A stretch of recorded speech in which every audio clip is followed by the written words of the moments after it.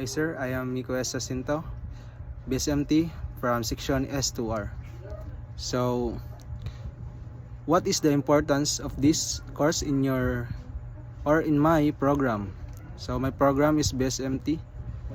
BSMT program is important because it builds my knowledge and skills in maritime operations, safety and discipline, which are essentials for becoming a competent and responsible marine officer. So next, how will this course help you fulfill your dream of becoming a successful licensed custom broker or seafarer?